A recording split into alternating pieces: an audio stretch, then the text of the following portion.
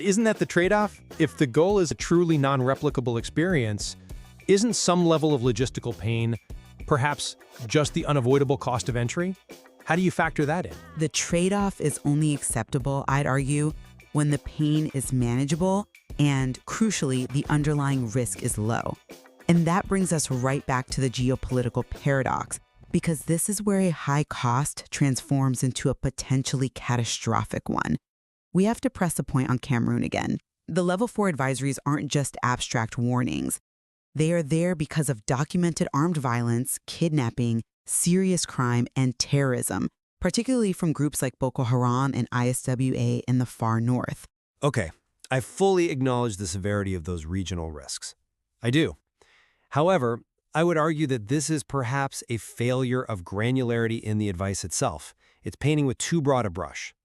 Travelers can responsibly plan by strictly avoiding those specific Level 4 zones.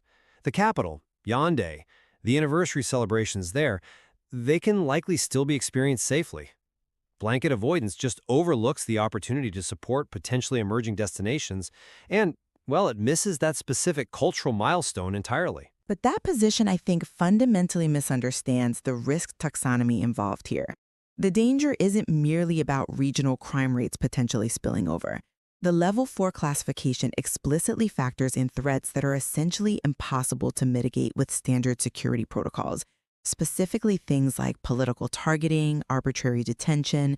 These are noted threats in Level 4 analyses for nations like, say, Iran or Russia. And when a security situation hits Level 4, it creates actionable intelligence for any traveler. Choosing to travel against that warning typically invalidates most standard travel insurance policies, and that includes, critically, medical evacuation coverage. Right, okay, that definitely transforms the financial exposure. Precisely. It transforms the financial risk from just high cost to potentially catastrophic personal liability. The informed traveler, the one looking for that hidden pattern, must recognize this specific type of risk exposure. It's not just about physical safety anymore. It's about potential financial ruin if anything goes wrong. Until the structural integrity of the security situation demonstrably improves, that opportunity looks more like a potential trap. I think we agree then that systemic risk, whether it's logistical or geopolitical, is really the core issue. So let's pivot slightly to the volume problem, where we also see this kind of structural failure playing out. We both agree